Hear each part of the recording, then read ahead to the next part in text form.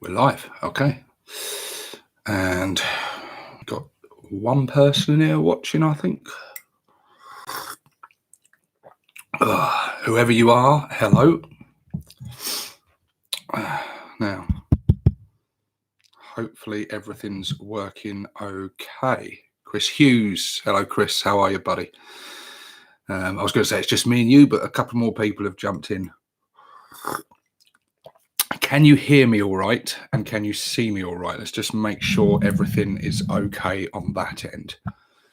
I know Dredd was having some issues of his earlier, made me concerned that I might suffer the same issues because sometimes it could be an issue with YouTube. Who else have we got in here? Julio Dolmus, Pimp My Toy, Gilly Guy 52, Devlin Cognito. How are we all doing, peeps? And you're all saying you can hear me. Julio is asking for a wah. I've just got the grots off to bed, but that's best you're going to get out of me, I'm afraid. Who else is jumping in here? We've got Bennett Shakowski, Lugnuts, and Julio's laughing away there. So we've got 8 people jumping in. Yeah, guys. So, Julio, you're the best, bro. You're the best subscriber. No. You're all awesome subscribers. Thank you, my man. Thank you, man. Devlin says, better for seeing you, big man. Yeah, so crazy times at the moment, man. Crazy times, eh? I appreciate that a lot of you are from all over the world. I'll be honest with you, I haven't really been keeping up with the news of it. If anything, I've been trying to do everything in my power to avoid it because it's just it's depressing. It's worrying. It's it's a concerning time for a lot of us at the moment, and so I've just been trying to live life as normal, really. Luckily for me, I'm a fairly unsocial guy as it is. I'm deep into my hobby. I like my alone time. I do value the time I get on my own. I used to be a very social person, but through various things and stuff, I've just kind of become, as I've got older, less and less social. And I have no issue with being on my own for extended periods of time. And so it hasn't really changed a lot with me. Other than obviously the kids are off school, that's been a challenge. It's going to be a challenge because we've got to do all like the homeschooling and stuff now. But yeah, it's been a crazy time. And I just thought today, I thought, you know what?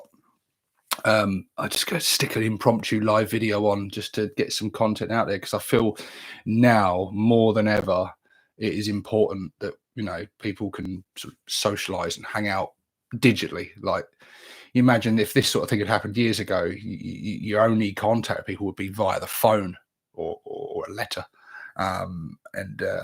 So we're very fortunate actually that we live in actually a very small world because technology's made it a lot smaller. Everyone's accessible. You're never really on your own. You've got your phone, you've got your computer, laptops and iPads and Alexas and 1,000 other ways to communicate by video or YouTube.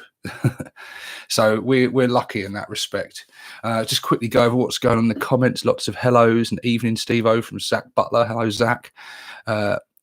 Gilly Guy says, my state newly quarantined. No more social interaction. The age of man is over. The age of dork has begun. Indeed, it has. Indeed, I'm currently at work trying to avoid this plague like a grot, avoiding a big mech with a shock attack gun. Much the same. I'm on day 3 indoors and just enjoying building. Yes, same. I've got a lot of hobby done. I think my light is affected. I need my light on because in a minute I'm going to be doing some hobby. But it does seem to be having an effect on the focus. So if I just turn that down, hopefully it'll stop it doing that. Don't usually have many issues with this camera and focus. But yeah, it's been a tough time for me. I've been not well myself, and I'm my partner is still at work. I was to be still at work at the moment, but I've, under the instructions of my doctor, have been told to self-isolate because I've recently been, I think I covered this. I think I spoke about this on a live video before, but I've recently been early on or late last year. Late last year or early this year. I can't remember which. I was recently diagnosed with ulcerative colitis, which is a form of like inflammatory bowel disease, and it's pretty horrific. If I'm going to be honest, straight with you guys, and it's been awful. I'm on heavy medication at the moment. This is why some of you may have realised in some of my recent videos, I've got bags under the eyes. I might be looking a little bit tired, a little bit under the weather, and that's why. Just to put it out there, and you know. So yeah, I've been classed as like high risk basically. So I've got to stay indoors and stay away from everyone. Yeah, so I'm on a course of like steroids and other tablets. I'm taking all sorts of pills all day, just pumping my body full of all kinds of drugs, prescription drugs. Yeah, it's horrible. It's been crap, if I'm honest with you. And I'm due to start a new treatment soon, which will be a course of like self injections and yeah, going on with that and changing my treatment because this hasn't really been working. What I've been on so far, it's taking the edge off it. It's helping, but it's not, getting me where I need to be healthy and sort of be able to try and live a normal life again. And then all this has gone on, all this craziness has gone on around it, so it's just kind of been, oh, and I'm sure, well, I know millions of people out there have similar stories. I know of people that have had to cancel weddings and all sorts of things going on. It's a crazy time. It really is.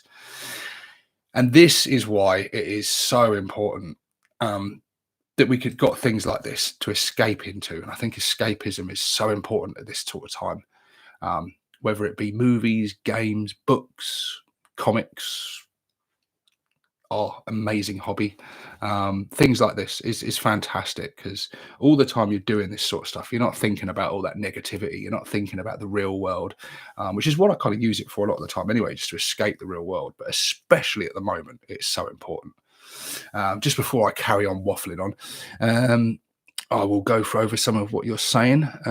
Much the same. I'm on day 3 indoors and just enjoying building. I'm classed as a key worker, need to be back at work. Luckily, I chose this week for annual leave. Timing is real crappy. Yeah, that sucks, man.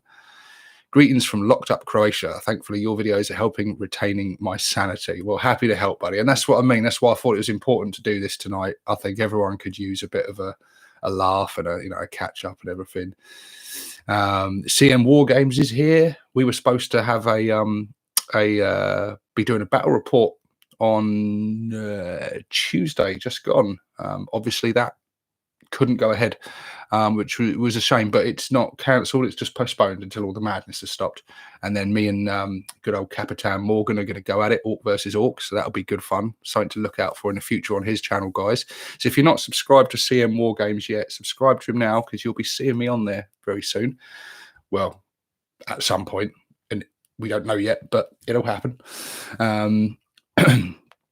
Velgarn says, I have both the live up and is funny because I can't understand a Zog. Poland is locked down. Wow, I just listening to the Dread Captain, good old Dread. And Dread's just finished. That means he'll be joining us shortly. Good stuff. I didn't realize there was a bit of an overlap. Yeah, I was there for Summer Dread's vid, but then, like I said, I had to get the grots ready for bed and get everything set for my stream. Message me on the group, dude. We'll arrange a fight after the lockdown. I presume that's me you're talking to, buddy. So I have to check to make sure people aren't chatting amongst themselves. But yes, certainly, mate. Certainly. Yeah, if people are looking for games and things, then yeah, message me. Travel can be done within reason. It's a little bit restricted my end, but yeah, certainly. I mean, if anyone turns out to be in a local area to me, then all the better. The Coding Orc, you still getting your new Gaz order? Such a shame, only a few days away. So yeah, I'm about to start chatting about that actually. Yeah, certainly. So Dreadwire came and says, robbing my viewers you get. Just ended my stream for you. Hey, you knew I was coming on, man. I told him this morning. Velgarn says, time to get Tabletop Simulator on stream. Me and Dread and Skull were just chatting about that last night, actually. And I said to him, who's going to be the first person that streams a battle report or does a battle report on Tabletop Simulator? Squig Boss Mad Knobs is in here. Good stuff. He's being my hype man, just like he does for Scar. Start liking the live stream you get. Well said, buddy. That's it. Whip him into shape. But yes, so yeah, I think now is just more and more important than ever that we do things like this as much as possible, interact as a community, share the love, hang out, make videos, because entertainment and stuff is important. I don't know how entertaining I am, but you know what I mean? I think things like that are really important at this time. You don't want to be I'm trying to sort the focus today is just not great, is it? It just feels a little bit off. There we go. I think it's the way I've got the lights set up, but it's awkward. I need to figure out my lighting a little bit more, but it'll do. It's okay. Dreadwire says, I do indeed know, but as usual, I nickel Steve-O's best ideas.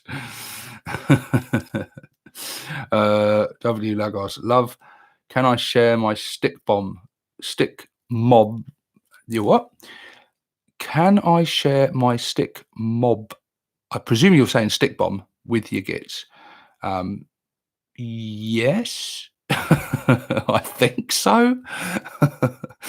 I'm just hoping that's not like innuendo for. Is that a euphemism? Yeah, an apprehensive yes. Yeah, share your stick bomb away. CM War Games, sorry, kids again, had to leave. No worries, mate. I fully empathise. I'm in the same boat. Chris Hughes, I've never made so many phone calls to people I love. If anything, I've been more in contact since isolation. Yeah, I've been getting text messages and messages from people like, it's spoken person. You all right? You keeping all right? Yeah, everything's pretty much fine, But yeah. And Walgo says, sorry, spilled my beer on keyboard. That's not good. Oh, you spelt it bear. So either a bear has trod on your keyboard or you spilt beer on your keyboard. But I presume it's the beer. But yes, so yeah, in terms of Gazi, Makari, Saga of the Beast, Prophecy of the Wolf, Prophecy of the Beast, whatever the game's called, Prophecy of something, Prophecy of Ragnar getting his ass kicked. Yeah, it doesn't look like many of us are going to get it. I don't think I'm going to get it on Saturday. I pre-ordered it and everything. I had my email from Games Workshop today, who informed me that no, we're not doing anything till at least the 14th, and there's no telling that whether that could be extended or not at the moment. We just don't know. And obviously they're keeping their employees safe, which is more important than us getting our plastic toys. It sucks. Of course it sucks, because especially at the moment, at these times, something like that coming through the door is going to cheer you up. It's going to get new projects to work on. It will make that isolation go a bit nicer if you've got a nice new book to read and some nice new miniatures to build and paint. And yeah, and we've been waiting a long time anyway, but obviously Papa Nurgle has had his way with the world at the moment. And yeah, so Dreadwell says, who is ringing now? I've said, yeah, my vibration's not usually on this. Why is that on? Let me turn that off. And I bet it's Dread. I think it is anyway. Right, listen, I'm going to turn my vibrate off. There you go. It sounded wrong, didn't it? There you go. That's off now. We'll have no more interruptions. Yeah, it sucks that a lot of us aren't going to get it. Some people will get lucky. I think it completely depends on your supplier. I ordered some of my stuff through Goblin Gaming, who I here today have shut up shop, and so it's pretty much the same as GW. I'm not going to get it. So some people may get it, some lucky few. Some stores may have it already shipped in stock or whatever. So there might be a few lucky people out there, but I think most of us, we won't be getting it for a long time. Coding Orc says, "Damn man, tempted to eBay him, but don't want to feed the scalpers."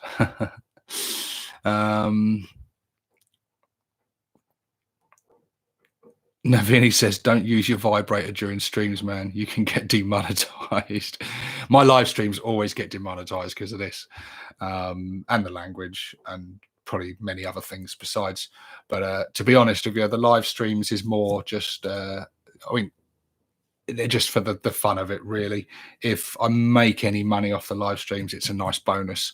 Things like super chat and stuff, I sometimes get people putting bits like that in, and if I get that, it's a cool little bonus. But live streams for me have always been just for the hangout and the fun, really. I sort of tend to try and be a little bit more professional, and follow the rules on my proper videos more. But live streams, I think, do you know what? I just want to chill out, have a coffee, have a fag, and just chat with you guys.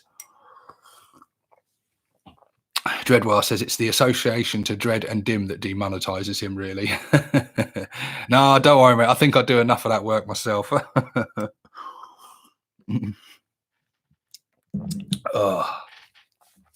But yeah, in terms of being isolated, having the time on my hands, I have been getting a lot of hobby done. Because what have I been up to? Well, the day of pre-orders obviously set something off in me. I pre-ordered the book, I pre-ordered the game, and I'd saved quite a bit of money leading up to this, because I didn't know what to expect, whether there was going to be more stuff. I didn't know how much the game was going to be, how much the book was going to be, and if they were going to sell more new things separately or whatever. And I wanted to just not I didn't want to miss out on any of it. So I had a fair bit of money saved up specifically for it all. I did my pre-orders, got them all at the best price possible, and still had a chunk of money burning a hole in my pocket. And I had no intentions of anything, but I went into town that day and went into my local hobby store, which had just recently moved in the town and upscaled and expanded. And just pop in there and have a look, see what's on there. And then left a little while later with one of these, a big painting handle. And over here, let's move this out of the way carefully. Don't drop your newly built model during a live stream. That would be embarrassing. And one of these. So yeah, got myself some flash kits and some scenery and stuff in there. So yeah, very cool. I've already and also not just that either. I did go on a bit of a spending spree. Saga of the Beast just, I think, set something off in me. I wanted to just blow money on orcs and the hobby. This bits box that I had, as you can see, is still fairly full, but it's long out used its usefulness. I can't even get words out today. It's too small. That's what I'm trying to say. It's too small. I can't fit enough bits in it. I can't close the lid on it. So I'm just got myself another bits box, one of these bad boys with the all the comes with the tray segments in there, because my missus, she does like eyelashes and stuff, does like false eyelashes and that. So she said to me, when you go in town, can you get me like a good storage box so I can put all my my bits in there, my tools and eyelashes and bits. I said, yeah. Went in there, I was getting one. I was like, you know what, this would be perfect for me as well, actually. So I picked two up. So yeah, I've got this. So I've just today, while the kids have been playing and that, and I've been sitting at home looking after them, I've been sitting around the sofa just sorting them into bots. So I've got like gun arms, melee arms, heads, extra bits, torsos, vehicle bits and that. And I'm just slowly working it all into different bits and just getting a bit more organized with my bits. But it's bigger than I thought it was, which is great. And it doesn't look much bigger than the other bits box, but actually it's got a shitload more space. But these are the same boxes I use for my army transportation as well. These are the ones I use, exactly the same ones, with the metal sheet glued in the bottom and then magnetize all my miniatures to it. And I just haven't looked back. And I think actually what I might do is get another one of these with this segment, so I can have just one of these things inside it. And then I'll have like my dice in there, my stratagem cards, my tape measure, laser pointer, all that kind of stuff. And then there'll be enough room in there for like the rule book, codex, notepad, and all the stuff you need. So I can stack that on top of me army cases, pick up the whole lot, and away I go. So yeah, they're called really useful boxes, and they're really useful. They're just my favorite storage solution. I absolutely love them. I love them. And there's a store near me that always has them on discounted price and does like 3 for 2 or buy 3 and get so much knocked off, so you can get them pretty cheap. And they're brilliant. They're absolutely brilliant. Let's have a look what's going on in the comments section. I will scroll up because I've missed a lot while I've been showing you all that.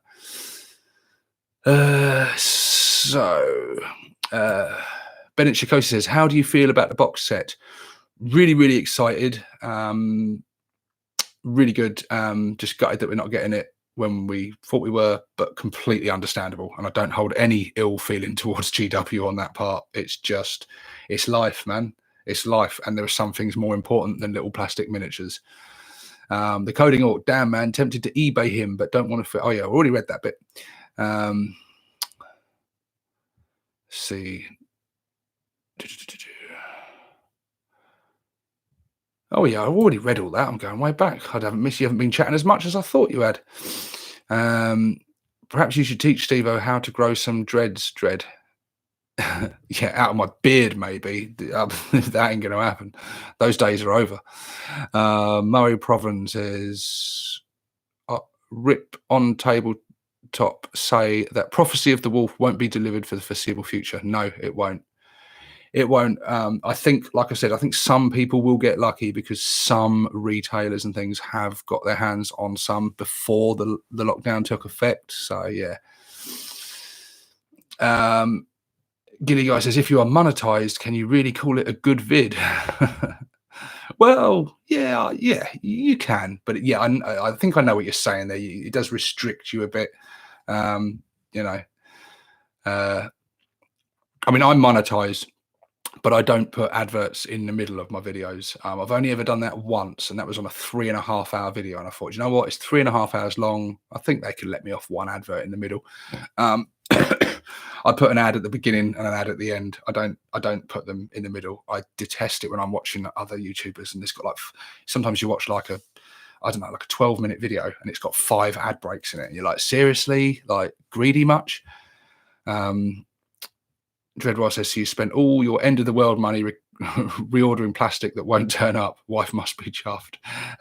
It was fine, man. It was fine. It was money put aside for that purpose. It wasn't dipping into anything else.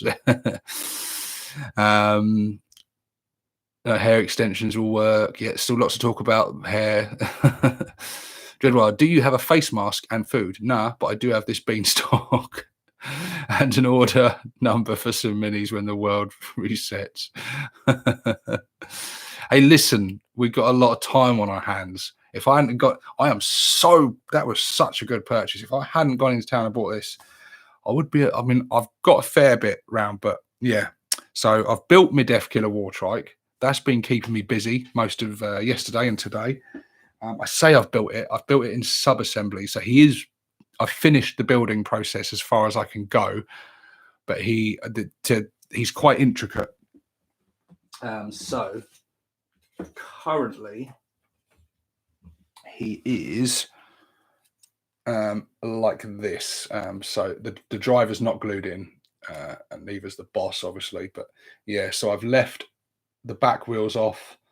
I've left the front guards off, and the bit that goes over the handlebars there, because all those bits I need to be able to get into these areas to paint, and then I'll put them on afterwards, along with the little grot the fuel grot on the back, the boss and the driver, And then once I've painted them all individually, put it all together then, and then base it and everything. But do you know what? This is the first, and I know, guys. I have given these all these buggies a lot of stick since they've come out, and moaned incessantly about the fact that they're very monobuild and they're disappointing from that respect. And I've given them a lot of stick, but I have to say, having bought this kit at last, Amber, I absolutely love it. I really, really like it.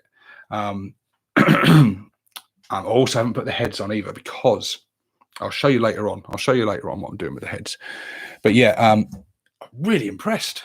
Really impressed. It's a cracking little kit, and it has I can't speak for the other ones because I haven't had them yet, but it has a lot of looting potential, a lot of kit bashing converting potential. I see several ideas I'd like to use this kit for. It's got a quality little like jet engine.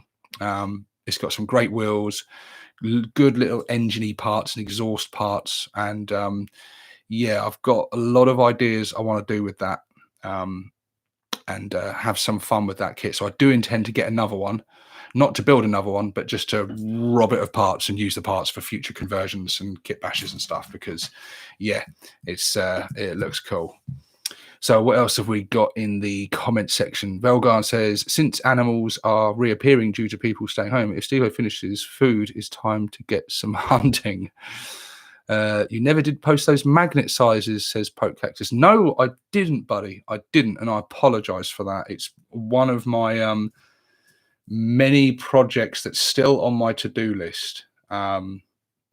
It dropped down on the priorities of videos. So it will happen. It will happen, buddy. I promise you it will happen.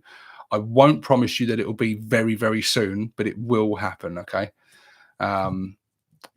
Yeah, it will happen. Jesus, to paint them models, boy. I will. I'm going to enjoy this well-earned cigarette first, and I'm going to crack on. I've been getting a lot of painting done as well. I am currently getting very close now to having this 1K painted army. I have my unit of tank busters, 15 tank busters, just down on the floor next to me, and they are almost fully base coated. Like, I'm not just base coated, but base colors. So they need a bit of tidying up, a little bit more detail put on them, and then I'm going to get the wash on them and then do the highlights and stuff, and then they'll be done. So they're coming. They're sort of 75% done at the moment. And then I've got, just on the bench in front of me here, I've got 10 grots and 10 shooter boys, which I have undercoated black, and I have just started to get the metallics done on them. So they are coming along as well. So I've got 8.5 more boys to get metallics on, which I'm going to be doing in a minute. And then after that, it will be hitting them with the green skin. And yeah, and then they'll be, well on the way to getting done as well. I usually finish one full thing before I crack on with the next thing. But the tank busters, while I'm streaming, I prefer to do simple things. So yeah. Doing detail work while trying to do a live video and chat to you and interact with you, I can't focus that much, but doing a simple bit of dry brushing of metal and stuff is nice, and even I can manage that level of multitasking just about.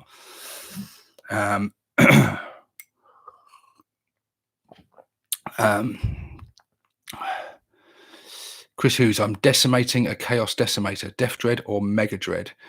The Decimator, it's got to be Mega Dread, mate. Mega Dread or Mecha Dread.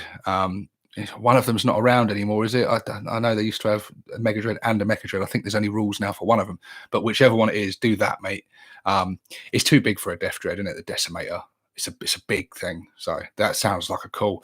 Chris, make sure you share that on the 40K community, buddy. We'd love to see that. Sounds awesome, because that's a cool miniature anyway, and orcifying it will only enhance its coolness. Robert Marshall says, with the new Orc rules, does that make Killer Cans more playable? 1,000,000%. Obviously, I haven't play tested it. I've just read it. But there's awesome stuff in there, mate. You've got the Grot Mob rules, which gives them the 6+ Feel No Pain, the reroll of 1s, which is music to my ears. But then you've got the custom jobs, which can give them all sorts of abilities. You can give them +1 to hit, and you can combine that with the grot mobs. You've got the tin edge one, I think, subculture, which does something like that as well. That might be the +1 to hit. Because I haven't got the book with me, I'm going all off memory, but I know that there's ways to give them +1s to hit. There's ways to increase their movement. You can get them invulnerable save. There's a lot of stuff. So yes, suddenly now killer cans, I think, are incredibly viable. Basically now you can have killer cans hitting on a 3+ and re-rolling ones. What's not to love? And hitting on a 4+ in combat as well, because it's not just shooting. So you can hit on a 4+ in combat, which again is going to increase them massively. So yeah, there's a lot of combinations now and tricks you can do. I've heard some people saying that they think they're a bit underwhelmed with this book and the stuff in there's not that strong, not that good. I think they're completely wrong and they're just missing tricks.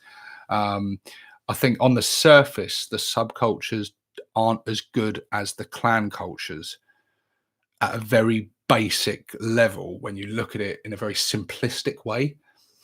But when looking at it in a way of combinations and synchronizations and stuff, it's very powerful, really powerful. And I think people are just not looking into it enough, and not, you've got to think a bit on it and think, well, I can put, you put the right units in the right detachments and you are going to have some incredibly powerful lists out there, guys. So I personally wouldn't listen to these people that have much bigger channels than me and play a lot more than me and are really experienced in the tournament scene. But I'm telling you, they're wrong. And I'm telling you that what's in the book's really fucking good. So yeah, take that as you want.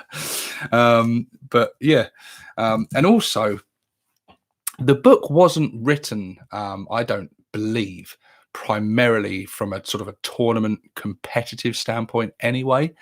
I think it was partly written to fix some major flaws and major weaknesses and sort of patch the army to a degree, but also it was done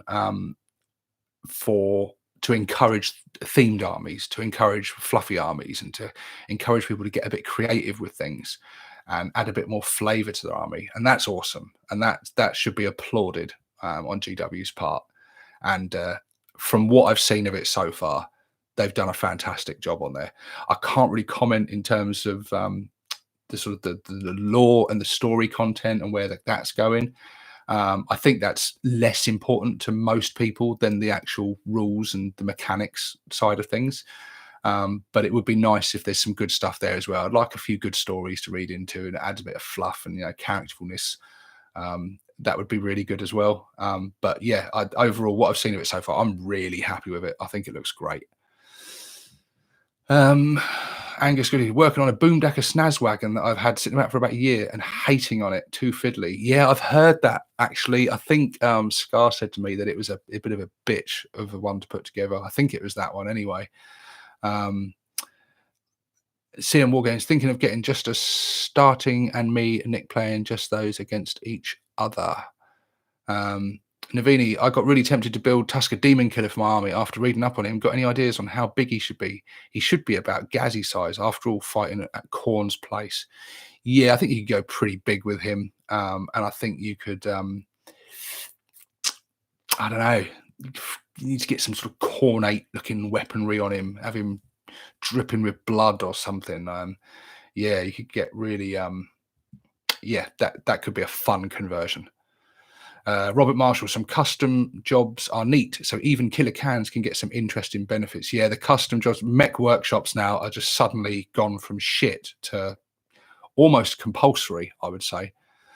I'm happy orcs are getting a buff. They certainly are. They really are. They needed them, says Bennett. Why are there only 15 likes, says Squig Boss? That's a good question. There's 23 people in here. 15 likes, not good enough. Is the mech shop worth it now? Says Bennett. I think I just answered that, mate. I must have, didn't see your question there, but yes, I would say it is worth it now. Definitely. It was shit before. You had to lose a turn to sit in there and get a buff that was crap anyway. It just wasn't good. Now I think it's worth it. It's like what, 80 points, 70, 80 points or something. It's a cool looking bit of scenery. And now it gives you really good buffs.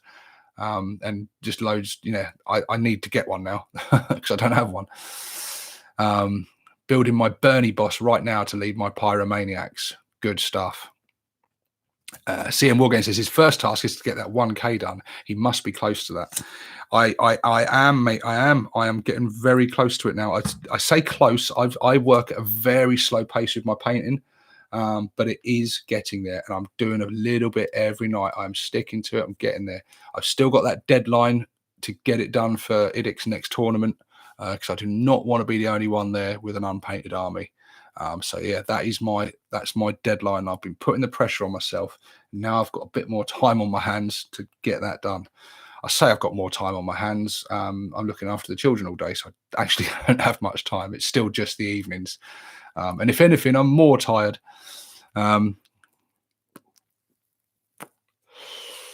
Chris Hughes says, has anyone else built a Gorkanaut yet? Really want to see some different ideas. I've built a standard Gorkanaut, buddy. I've got a Gorkanaut, but I think you're asking about conversions or scratch builds there, aren't you, by the sound of it? Giddy Guy says, I like the new mobs. I surprised myself of how little I care we didn't get custom mobs. Picked up the Met Workshop before the world closed down. Could be worth it. I think it could be, mate. I think it could be.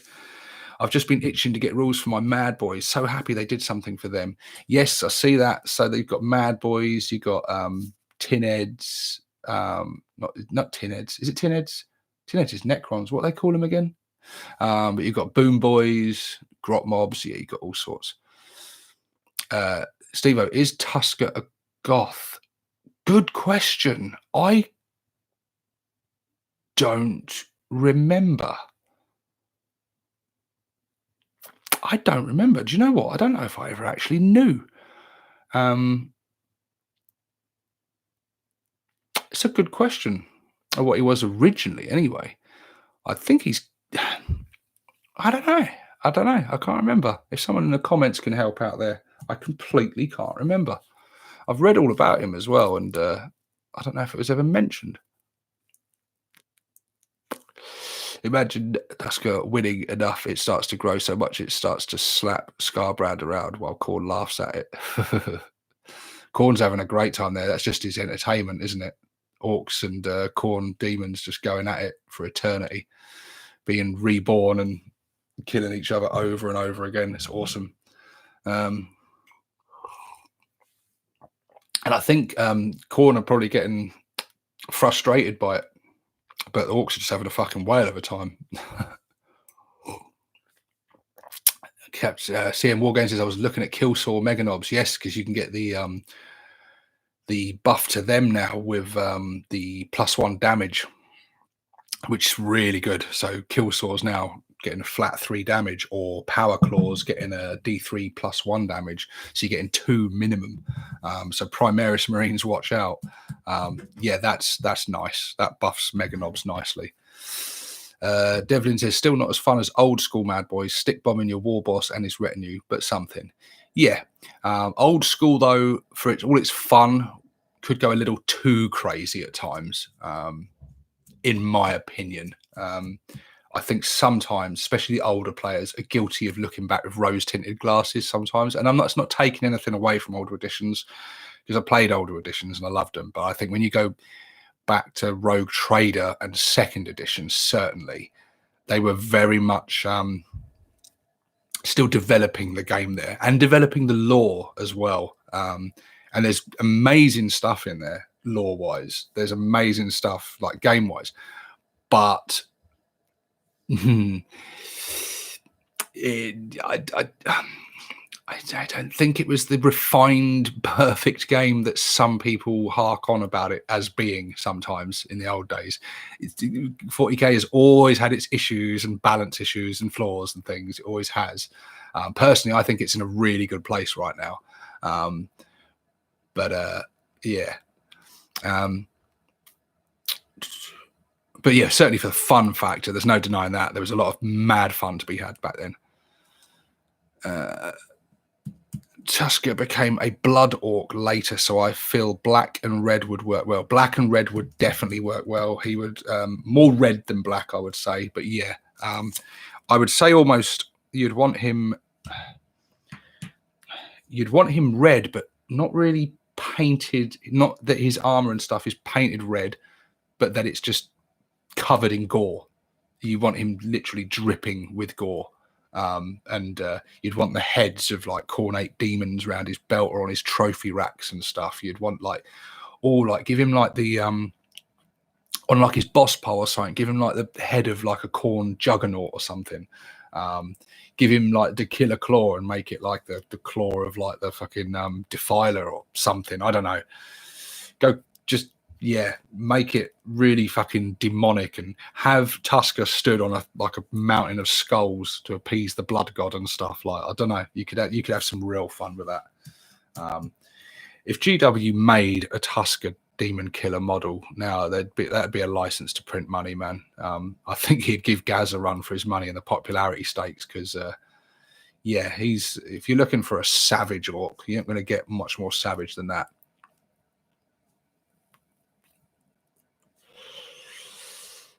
Lots of people talking about Tusker. We've got Zach there building his big mech on Ooge Warbike, when I really should be finishing my Deathcopters. Well, I don't know. Big mech on Warbike sounds cool, mate. Capitan says, well, I may get some painting and I might go grots. Yeah, grots. I'm going to enjoy painting these grots after doing the Tank Busters, because the Tank Busters are taking me a long time. They're a bit more intricate. There's lots of parts, and because a lot of them are holding the guns across them, they're fully built and made it hard. I used to paint everything in sub-assemblies back in the day, but because I've been playing with them unpainted, I had to build them fully. So yeah, I've kind of made it harder for myself now in the painting side, but I'm getting used to it. Angus says, one of the reasons I started collecting and playing again after more than 15 years of having not. The game is playable and slightly more overall balanced. And yes, I'm one of those old timers. Yeah, same here, mate. Same here. I got out of the hobby during 6th and 7th, as I think a lot of people did. I was in the hobby from like 3rd to 5th. And I loved all 3 editions, 3rd, 4th, and 5th. All of them had their issues and pros and cons and stuff, but I loved the game back then. But yeah, for me, I love 8th edition. I love it. I absolutely love it. It's some of the most fun I've had in the hobby for many years. I love I love most of the changes to the game and the way it works. I really do. I really enjoy it. I really, really enjoy it. I know some people out there, some of my fellow YouTube buddies, not so enamored with it, but yeah, I don't know. I absolutely love it. I've got, yeah, I really enjoy it. I have every game I have is great fun, and yeah, I like it. 8th is cool. I love it. One of my, I'd have to wait till 8th was no longer the current edition before I could really say 8th was my favorite edition. I had a lot of love for 5th edition, but yeah.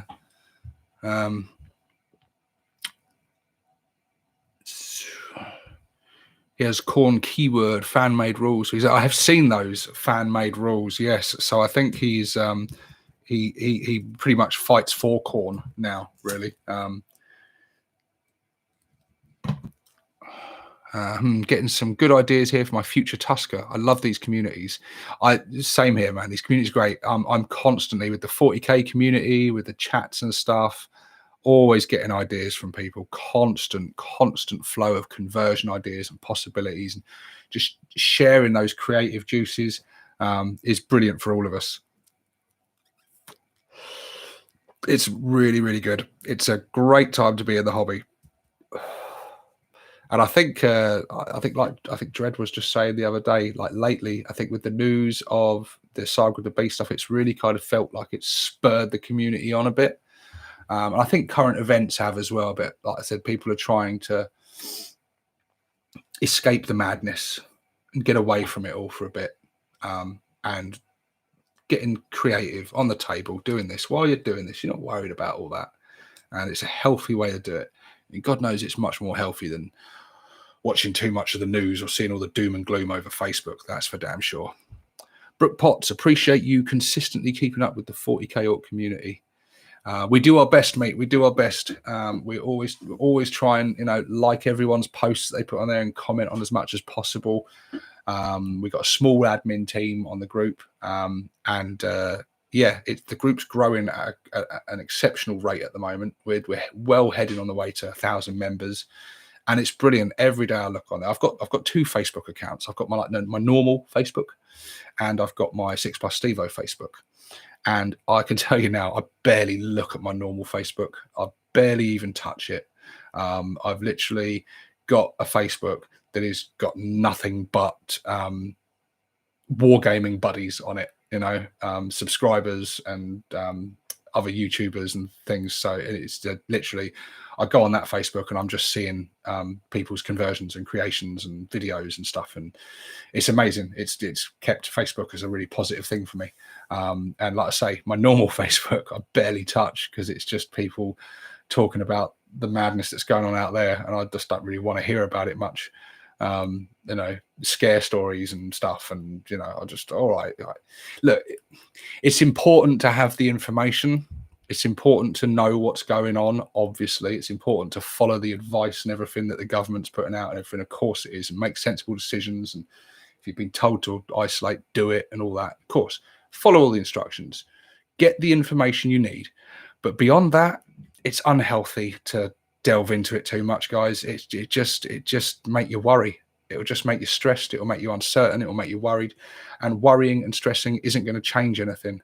So get the information, follow the advice, be sensible, and then switch off from it. As long as you're doing what you're supposed to be doing, go and enjoy a movie, read a book, play with your kids, play a game of 40k if you live with someone who can play. You can't go around and he wants to play 40k, but play it on Tabletop Simulator, or paint some minis, convert something, build something, make a YouTube video, do something fun. Just get away from the madness, just don't sink yourself into it. Don't get lost in it all. It's just too much of that these days.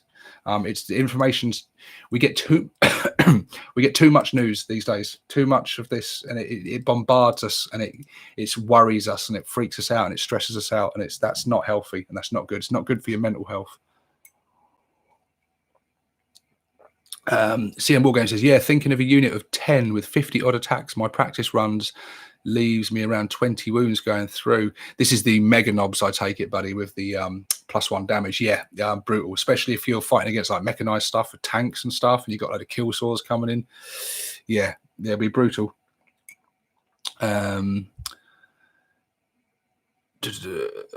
So flash kits look a little interesting now with the strat. Still a bit pricey, but that strat definitely makes them more usable. Navini, apparently Pornhub benefits a lot of the quarantine situation. Who would have known? I don't know. I couldn't possibly comment. Sebastian, so you're all bunkered down, Steve? Yep, all bunkered down. Orders from the doctor, man. I don't think you were here at the beginning of the video, but I've been. I'm not well myself. Not with the thing that we're not allowed to mention, but because of my ulcerative colitis, I am classed as high risk, and I have been ordered basically to stay at home. Do not, under no circumstances. So yeah, I've got to be very careful because I'm on some heavy medication and stuff at the moment. I've not been well. So yeah. The Code Nork says, wonder if we see what that boot room engine is in Saturday's Adepticon reveals. Yeah, let's hope so, because I'm calling it, guys. There's more orc stuff on the way. There is more orc stuff on the way. There definitely is. It'll be interesting to see what it is. I'm hoping for new commandos because I don't currently have any commandos, and I'd like to see what they do with them now. I've said I want like a dual kit that makes both commandos or tank busters in the same kit. That would be awesome, I think. I'd also like to see new death copters. I'd like to see a new Nazdreg. We'd like to see a big mech model, a new big mech miniature would be cool. There's loads of stuff I'd like to see, man. Loads of stuff. I want to see new characters. I want to see the return of classic characters. I want to see some of the really old NAF units updated. I want to see anything in Finecast updated and replaced, so we don't have to deal with that crap anymore. We do a lot better than most armies, though, I think, on the Finecast front. Like Necrons, for example, if you want the Necron characters, you got to go. They're all Finecast, and they've got really spindly little Barts as well. So just bad, man, bad, really bad. Sebastian says, well, good for me then, because I live in Sweden where we don't have to bunker down just yet. Hopefully it stays that way for you, buddy. Hopefully. Good luck to you. Sebastian says, orc/grot snipers. Yes, I don't think you're ever going to catch an orc with a sniper rifle, maybe a filthy blood axe, but yeah, no, grot snipers, definitely. We need grot snipers. That'd be awesome. Right, I am going to now, though, I'm going to start actually painting. What are we in? 50 minutes into the stream. And do excuse me, guys. 50 minutes into the stream. And I haven't even done any paint yet. Oh, look, I'll show you something else quickly as well. I got a couple of my awesome subscribers out there sent me very kindly some black orc heads. And I've been playing around with them. So this is what I'm doing, some head swaps at the moment with the mega knobs, just to give them some good armored up look. And I think that goes really well. And there's a whole range of them in here. And also, yes, because I said to you, didn't I? I was just going to show you what I'm doing with my Deffkilla Wartrike boss. So let me just get a little bit of blue tack on there so we can have a look properly. So what I'm thinking with him, again, is using one of these heads is... see how this works. Just putting that on with a bit of blue tack. Hopefully it will show up on camera okay. But yeah, this is what I'm thinking for him. Again, nothing too fancy. I'm going to keep it mostly standard, but just a little head swap there. And I think that gives him an even more Mad Max look. I think he reminds me of the boss from Mad Max 2. I just think it's going to look cool. And I'm also doing a head swap as well. The driver hasn't got his head on either, because I'm going to do a little head swap with him. But I've got a different head in my bits box that I plan to use on him. But yeah, I think that looks... I think that makes him look pretty badass, actually. And I prefer it to the head that comes in there. I was, for a while, considering converting this guy, standing him on a base and making him standing on like a rock or a bit of rubble or something. I was going to put like a chain from this hand to his attack squig and, you know, convert something up. But he's a bit weedy for a boss compared to the standard boss or the Black Reach boss or Gruk Face Rip or any of them. He's a bit too small, really, to go on his own as a boss, which is a shame, because other than the scale of him, he's really cool. But actually, if you stand him up and that, he's pretty much like knob sized. So I think you could do a cool conversion with him for like a Evil Sun's knob, or possibly even like a Commando's knob. He'd be quite cool. So yeah, there's definite conversion possibilities for my second one of those when I end up getting it. But yeah, that's definitely on the cards and something that has to be done. But let's what we got going on in the chat. I have 3 or 4 videos in the planning, says Capitan. Good stuff. You'll have plenty of time on your hands to do them, mate. Would like a new grot unit for each of the other clans like they did with the buggies.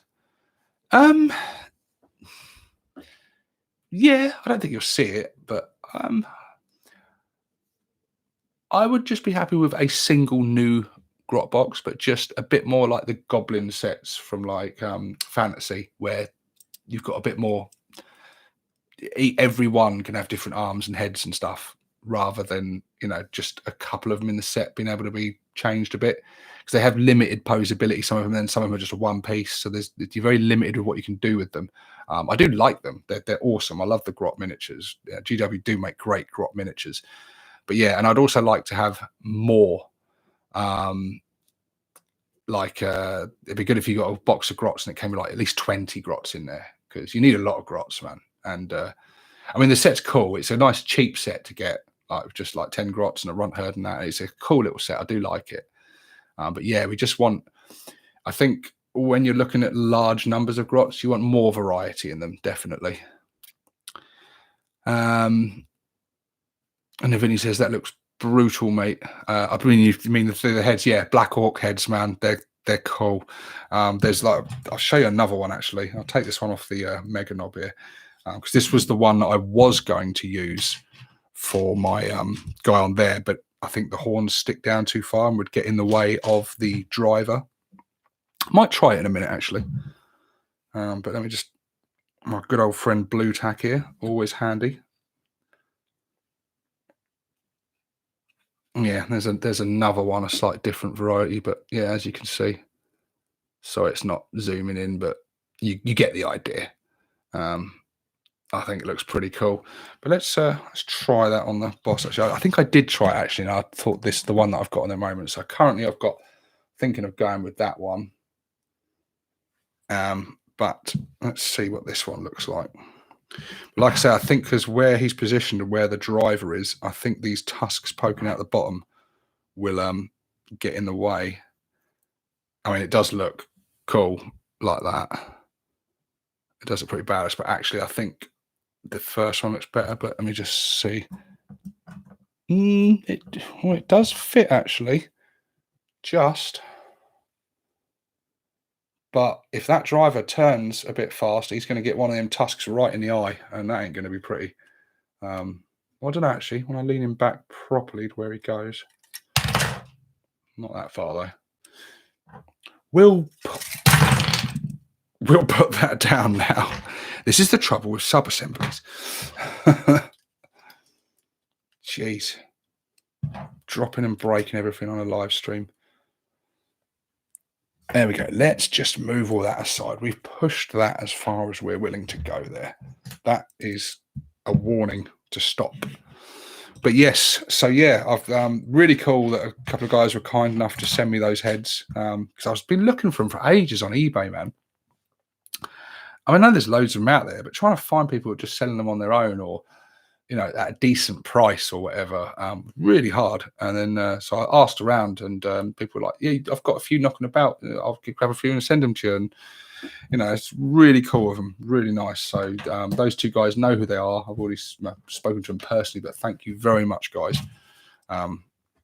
So yeah, they'll be going on the new Mega Knobs when I get the Prophecy of the Wolf set.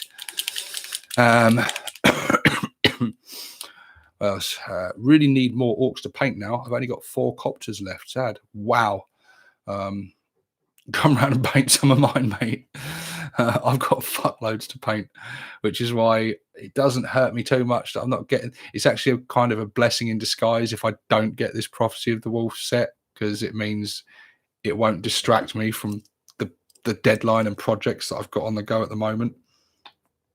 So it's going to force me to, or at least be able to help keep me focused on my current projects. And then hopefully, who knows, I might have the 1K done by the time that box arrives, and then I can just dig into it and build Gazzy and paint him or whatever without any guilt or thinking of, I shouldn't be doing this because I've got this task to do.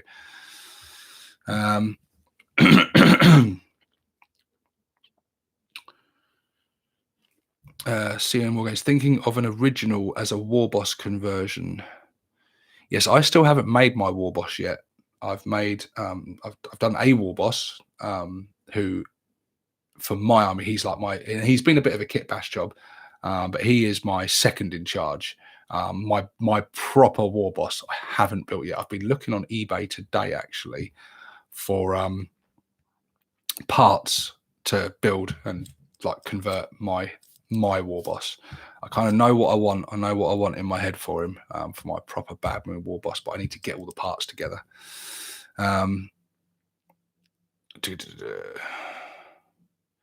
Less is more on the Bike Boss head, I reckon, says Navini. Make him stand on a Land Raider, Blood Angel colours, says Capitan Morgan, or a Fenrisian wolf.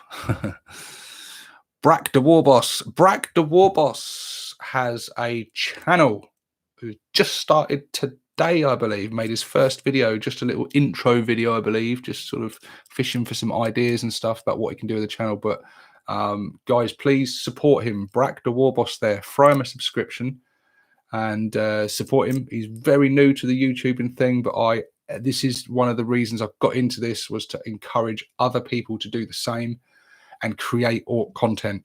Because part of the reason I started doing this channel was because no one was making the content I wanted to watch. So rather than moan and bitch about it, I thought, well, I'll just make it. If no one else can do it, I'm going to make it myself. And then some other people followed suit, and it's fantastic. And I think it's great, for more and more people to get involved and be making content out there, because we don't have enough. So yeah, give him some support, guys, and help him, because I look forward to seeing what he comes out with in the future. Sebastian says, or dem Space Marine wannabe Primaris heretic gits. Let's not get started on Primaris. Okay, so I wish I was not essential. I would get so much painting done. Sebastian, just subscribe to your Brax. Good on you, man. Brax says, cheers for that shout out and thanks for your comments. You're more than welcome, buddy. More than welcome. We're, like I said, in the 40k community, we are happy. You've got me in there, you've got Dread, you've got Skarner, Dim, you've got Green Tide 40k and other YouTubers besides. And anyone there is going to be willing, if you've got any questions, you want help in terms of like making the content, or any issues or whatever with it, just ask away. And it's a community thing, man. We all help each other out, and it benefits us all, because more Orc YouTubers, more content, whether it be conversions, whether it be tactics, lore, whatever. It'd be great. It'd be great. And just start off small. Like I say, mate, all you need is a phone. You just need a phone with a pretty decent camera, and you can go with that. I got by on that for the good first year of my channel, with nothing but that. Some people say you need all the fancy equipment, you need to have all the best stuff. You need to be a top of your game modeler or tournament player or something. You don't. Those people are in the minority, actually. The regular gamers are in the vast majority, and there's a market at any level.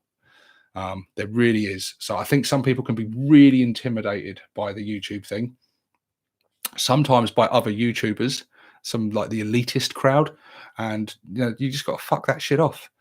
Just make something, go with it, and have fun, and it will develop naturally as it goes. You'll learn as you go. You don't need to know it all from the beginning. And I think you did the great thing, mate, where you just stuck the camera on. You said, hey, this is me. Plan to make some content. Don't really know what I'm doing with it. Give me some ideas. I think that's a great way to do it. Best way, just jump in. It's like learning to swim. Just jump in the deep end and just go for it and see where it takes you. Marcus says, where is Green Tide? Green Tide is just, he's taking a break at the moment. And we miss him. We miss him, because I was a big fan of Green Tide. And he's a good man. He's a good guy. And it was good to have a Goth channel. And he was the only Goth channel. I was there representing Bad Moons. You got Dread representing the Freebooters, Skarner representing the Blood Axes, and it was great to have a Goth channel. And he was showing off some cool conversions. He was doing little battle reports with his son, which was really cool. And yeah, so it'd be great to see him come back and make some more content. But sometimes real life gets in the way. I just don't think he's able to at the moment, and hopefully that will change. Because it would be really good to have him back. Lugnut says, get that content out there, boys. Damn straight. We need more. Keep growing this war. Right. So what is everyone working on today then anyway? Because I'm going to actually start working on mine now. Let's get some paint on. Let's do this. Okay. So like I say, I am just getting the metallics on mine at the moment. Look at this wasteful use of tissue paper in these difficult times. There's someone out there right now just finished a number 2 and is reaching for the roll and can't. And here I am using it to do a bit of dry brushing. It's selfish, isn't it? Pope Cactus says, I do all clans, so do I count for Goths? No. You count for orcs. Depends. What's your primary clan? I think even people that do all the clans, they have a primary clan. They have their, what's your war boss, mate? What's the leader of your clan? I think that is who your clan is, isn't it? I think everyone's got a favorite something that speaks to them on like some sort of primal level. For me, I relate to the Bad Moons. There's something about their aura and their way. I think you always have a little bit of yourself in your army, and I like my jewelry, as you can see. I'm into like my hip hop music and stuff, so I do like a bit of the bling and stuff. And there's like some of the sort of the clothing I wear and things like I don't know. There's something about the Bad Moons that speaks to me, and they're very like gangster with the guns and the shooters, and they're just cool. I just love them, and I just think they're awesome. And so yeah, they speak to me. And like Green Tide, he was very much into like his heavy metal and stuff, and dressed in black and stuff. So again, he went for goths, and you can clearly see why. Skarner is clearly a sneaky, crafty git, so he went blood axes. Dread is obviously a free spirit with his dreadlocks and his zany ways, so freebooters were perfect for him. And yeah, so you I don't know, you can see, I think like that it's just, I think it's what the lore, whether the lore speaks to you or the character of the army. I think some people would do it like based on rules and things and what's best on the table. I think that would be quite a boring way to come at it personally. Some people, that's fine, there's nothing wrong with that, but I think the best way to choose, well, not just your clan, but like a faction in 40k completely, is, does it speak to you? Do the miniatures, they speak to you? Do you like the lore? Do you like the feel of the army, the stories, the way they fight, their way of war and stuff? Like all of that comes into it. What have we got going in the comments? Sebastian says, hope he'll be back soon. We all miss him. We do all miss Green. Green Tide 40k. Go on his channel, guys, and send some messages and let him know, that you're fans. Let him know that you like his content. You'd love to see more, because sometimes if you hear all that, it can spur you on. It can give you a little boost, and it might, obviously, if he can't, because real life, then obviously you don't want to put pressure on someone and make them feel bad for not doing it. But just let him know that you miss him and that you love his content. What do we got here? Converting my Defcopters, building my mega armored knobs, and finishing another truck. Good stuff. You got a lot going on at the moment then. Marcus says, my primary clan is Goths, but my favorite is Blood Axes. Belgar, my theme army is freebooters, but freebooters rules are still sad after Saga of the Beast, yet freebooters are actually made up of different clans, so it's fine. Yeah, so I think like Velgan touches on a great point there, because freebooters are not a clan, so I don't see any reason why you can run a mix of, you could have a Bad Moon detachment, a Blood Axe detachment, a Grot Mob, a Boom Boys detachment, whatever, and then just call the whole army freebooters, because that's fine. Because and in that way, actually, freebooters is kind of like the easiest one to start, to leave your options open, because then you can just throw everything into it.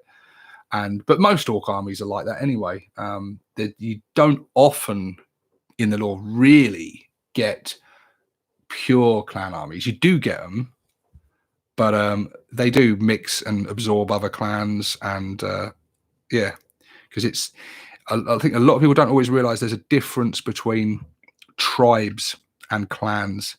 You tend to get a tribe. Now your tribe is your army. It's your war. And that is built up of a gathering of orcs, and that tribe can grow and consume other tribes that they defeat in battle, or they just join up and ally with, or whatever. The war boss leads it, and the war boss will be from a certain clan, but within that clan you will have them do, and they often, the best orc tribes generally have a mix from all clans, because they all kind of represent a different, like the Bad Moons have been talked about in the lore quite a lot as almost representing like a merchant class.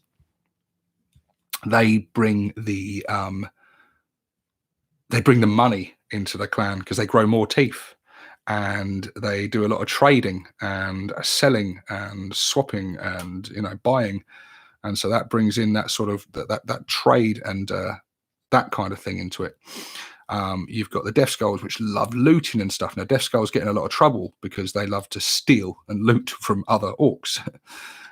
So they can be fairly disliked by a lot of the other clans. But they do have a valuable role within the tribe for looting like the enemy, like the Imperium stuff and things, much like the Blood Axes do, because Blood Axes will, they can quite often work for the Imperium, or be hired out almost like mercenaries or ally with them. And they will then, eventually turn on the very people that have hired them, and use their own weapons. So they'll do a bit of looting as well, and, get special deals going where they can obtain tanks and stuff. The Goths are just handed around because they're just hard as fuck, and they love a good scrapping. Snakebites, again, tough, resilient, fairly liked and respected because they're so tough and hardy, and also love a good scrap. But probably don't, take much in the upkeep and that, because they like the old ways and they like it simple. And they breed the best squigs as well. Snakebites do, and they also are fairly formidable at breeding the best grots. So yeah, snakebites definitely have their uses as well. Freebooters, they will quite often be part of a tribe, at least for a limited time, because they'll be hired out as mercenaries and things. And people will hire their services because they'll likely have a lot of flash kits and stuff. So if they're lacking a bit of firepower and stuff, the freebooters can obviously, they can sell their services. Evil Sons, obviously good if you need speed. So like I say, you get a well-rounded army or well-rounded tribe if you've got a mixture of all these clans and things. It makes for sort of a mixed, sort of more ordered. The orcs are not going to be ordered, but you know what I mean, a more well-rounded society of orcs to have all those different sort of ones in. But I've just always liked Bad Moons, and I've always liked the sort of taking them in that theme and sticking with the flashy stuff, the money, the best gear, the richest orcs, so they can be like almost like a more elite army. But I think Bad Moons can be somewhat misrepresented sometimes, because sometimes some different writers have written about them in different ways, and I don't like it when they seem to have done that less these days, but they've quite often written them in the past at some points, or little bits have been written where they've almost written them as if they're like weaker than other orcs, and that's not the case. That is not the case. Or that they sort of almost like don't like to fight like other orcs do. And again, that's definitely not the case, because the rules currently sort of represent them as being more shooty and stuff, which they do love their Daka, and it's like a status symbol for a Bad Moon to have the best shooter. But they also, it's not just down to guns, it's the best gear. So they'll want the best like weapon, like they'll want the best power claw or the best big chopper, just a big, expensive, brutal, customized fucking, close combat weapon as well. They'll want the best armor, so they'll be clanking about in suits of mega armor and stuff. Again, status symbol, it's all the best gear. So they're not all about the shooting. A lot of them are, and they are, they do like the shooting, definitely. But they're just like any other orcs. All orcs love to fight. So a Bad Moon will have just as much fun punching you in the face as any other orc. But there's just something about shooting them big guns they love.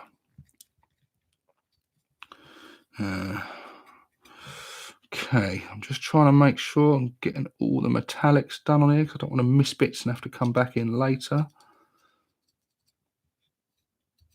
He seems all right. That's him done. What we got going on in the chat? So wait, because I'm a Death Skull, I'm a scruffy git that nicks stuff, says Lugnuts. Yes, you are. Yes, you are. You're a looting, thieving git. Keep your filthy mitts off my shooter. CM War Games, I found a Mega Knob. It's built, just needs painting, and Grot Oiler ready for crushing Idic Beer tin heads into the ground. Good stuff. Excellent stuff. I'm into Pyromaniacs. Always look for a way to have more Bernie dances on the table. Now I can finally do it with the rules. Yes, you're going to have a lot of fun with those new rules, buddy. A lot of fun, because it makes especially Scorchers and stuff, like, oh, they're going to be nasty. So yeah, get like a. It'll be expensive, but try a unit of like 10 meganobs, all armed with combi scorchers. I mean, it'll be stupidly expensive, but it'll be fun as hell when they go off. Yeah, you can kit out all your death dreads with scorchers and that. Scorchers are expensive, but they're so good when they work. Blood Axes led the other clans till they got a kick in at the big party. Now we are just sneaky feckers. Sounds like propaganda to me, man. Sounds like filthy Blood Axe propaganda. I know Blood Axes were the first clan to be encountered by the Imperium. I do know that much. Marcus Castellanos says, I really miss looted wagons and the weapon options that you could loot in 3rd edition. Oh, please don't get me started, man. Please. I don't want to get on another rant, but me too. I miss the twin-linked auto-cannon on the war bikes. Yep. Oh, yeah, 2nd edition bikes were awesome. The exhaust cloud in 3rd was fun too. Yes, exhaust clouds. Yes. I suppose have they should have brought that back in a stratagem, shouldn't they? I don't know if they have actually. Can't remember. Already have 10 scorcher knobs I'm experimenting with. Cool. Yeah. Stick them in a truck or a battle wagon. But I think I like the idea. I think Evil Sons mega knobs with scorchers would be good. Because you're with the Evil Sons trait, you're going to nullify that really piss poor movement of theirs. They get 4-inch movement and stuff, and then being able to advance, you're getting the +1 on all your moves, and then being able to advance and shoot without penalty and stuff to shoot your assault weapons and that. It'd be really. I just think it'd be really good for them. But yeah, the Pyromaniacs one's good because you're getting to like roll 2d6 when determining the damage on a d6 water hit weapon. Is going to be nasty. Gilly says, put them in a scorcher big track. Yes, fuck yes. Just up the Bernie. More Bernie. Exhaust cloud is a stratagem now. I thought it was. I never used bikers, man. That's why I don't remember this stuff. Exhaust cloud is a stratagem now, but I liked it as a normal unit trait. Yes, I think a lot of the rules that we used to have as normal things have become stratagems. And I think it's both a blessing and a curse. I think stratagems are great because you can fix, as has been demonstrated recently with killer cans, you can just completely fix a unit with a good stratagem. It can turn a mediocre or shit unit into a devastatingly powerful unit for like one turn or the whole game if it's like a buff up before the game begins jobby. I think stratagems have been the best thing probably addition to 40k that 8th edition bought. I don't know how I could play without stratagems now. Stratagems are just awesome. They've got to be careful that they don't overdo it with them and make them too. You don't want to get that power creep coming in, which I say coming in, it's already there, obviously, but you got to limit it to a certain extent. More variety of stratagems is great and stuff, but yeah, you got to go easier. I'll tell you what is disappointing actually with these stratagems with the new book is that they're not on cards. I would have liked to have had the option to get these new stratagems on cards or have them included with the special edition book, maybe GW. Something like that would be very cool because I've currently got all my stratagems on cards, but then anything you get in these new books is in the pages and it's a bit crap. And ever since I got the cards, I never go back to the bloody codex to look for my stratagems. They're on my cards. It's so much easier to use them like that. And so when they bring out new stratagems, I wish it'd be nice if they included the cards in there, or at least gave you the option if you wanted to be able to buy like a booster pack of these new stratagems, so you could just add them to your deck, rather than having some on cards and some in the books and bits, you know. But there you go.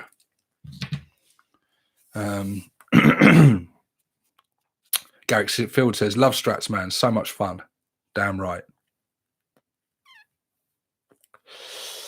Orc Stuff says you just have to put up with well-written rules instead.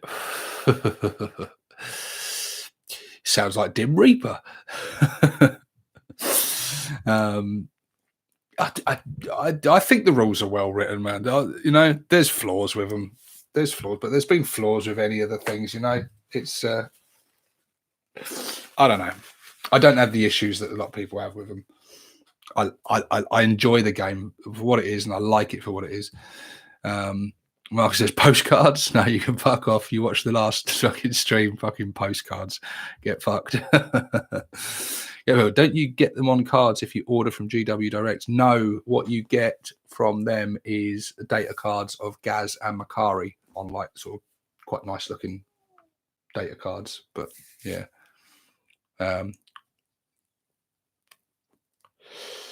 Brack the Warboss says, love the Grot specialists. I could bring my CADs back. I miss my CADs. Yeah. I've had some great success with my CADs lately, actually. I've been using them in small points games and they've been doing a lot better. And yeah, they've been doing okay. And I think almost they've got a reputation now of being a bit shit. So I think they kind of get ignored a little bit to an extent at the opponent's peril. So sometimes like even like a unit that generally is not meta and it is a bit underpowered can perform well and can play, you know, can do good things for you sometimes. But yeah, I still use them because one reason I use them is because they're one of the few units that I have fully painted. So I like to get some painted miniatures on the table. And also because I just love killer cans, even though they are a bit shit. But that's obviously set to change very, very soon, which is going to be cool. Oxa says he's not here, so someone has to, yeah. Well, he's not alone, mate, either. He's not alone. You know, he's there's a lot of people that don't like 8 for that. There is a lot of people.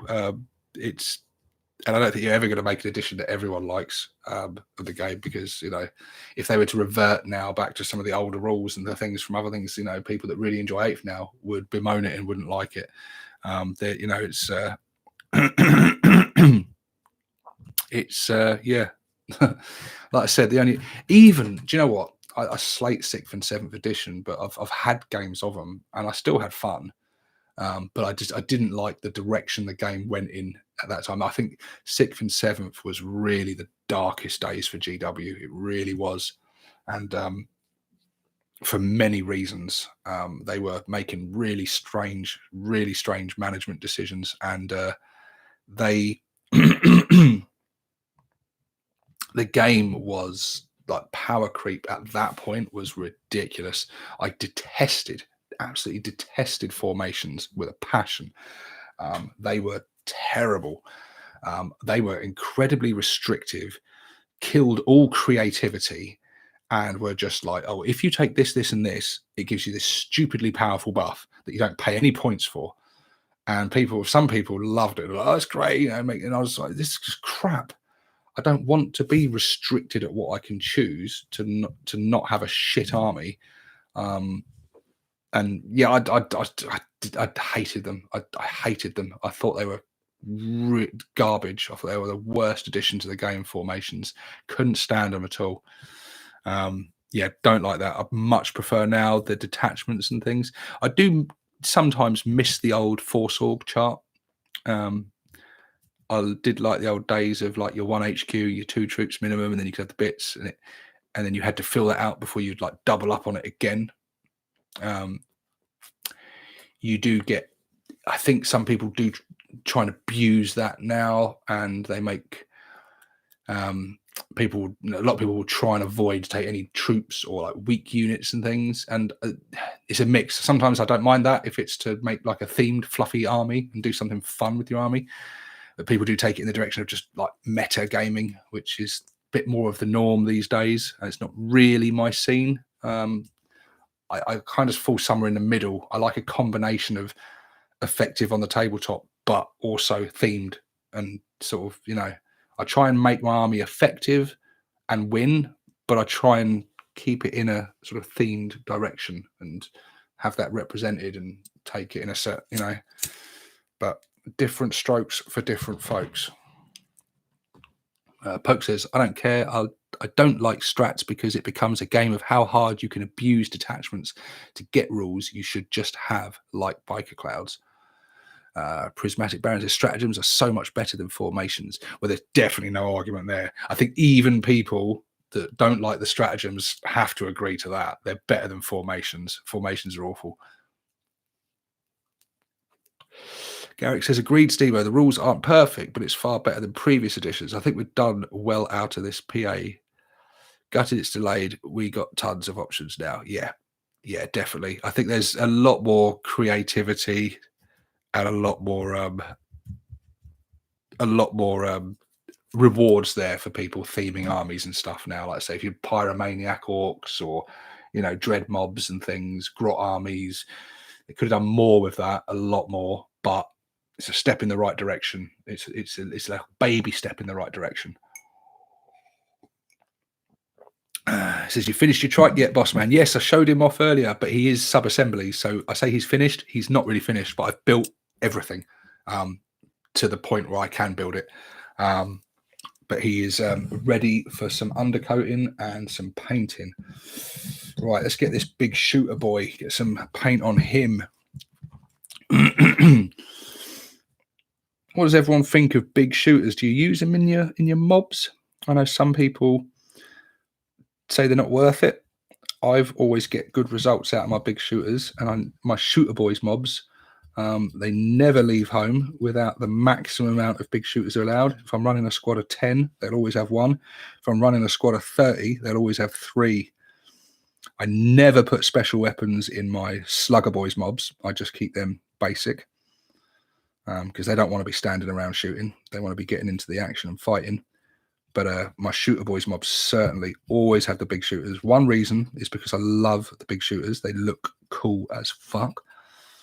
The other reason is I just find them tactically so useful. I love their best advantage for me is the 36-inch range, because then you're shooting from like turn 1. You're nearly always in range of something with a big shooter, and they're just nice to be able to, even if the rest of the mob is out of range, at least you can pop off a few shots with a big shooter. Strength 5 is nice. It's a shame it doesn't have any AP, but I do, pop off the odd kill here and there, and it helps just tenderize the enemy a little bit and pop off. And also, I like them because if your boys are forced at any point during the game to sit on an objective, at least they're not going to be wasted.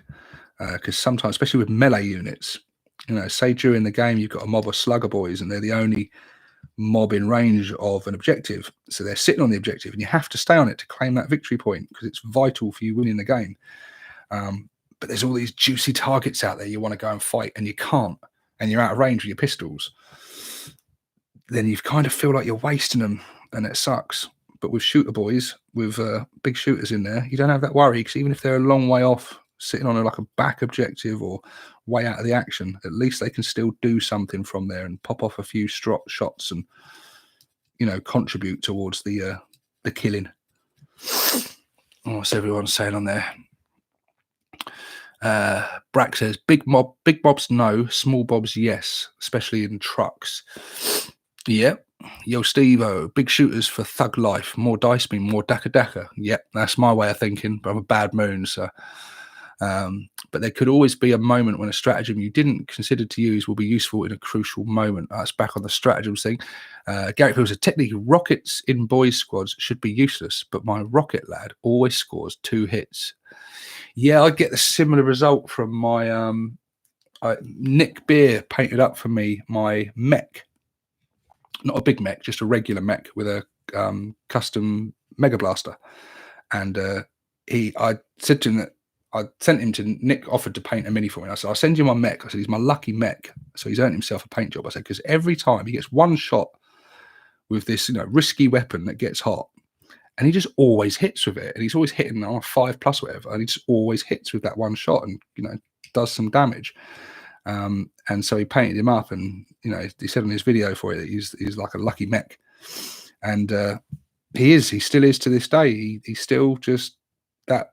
You wouldn't expect him to hit anything with it. He's just once or twice a game he might get lucky and score the occasional hit, but he always seems to hit. So he is my lucky mech. But yeah, I can see it with the Rocket Boys, and I think the problem I have with Rocket Boys is that they're more expensive than tank busters, because a tank buster is 5 points um, when you work out the points, because a rocket launcher is 12 points, and a tank buster is 17 points total.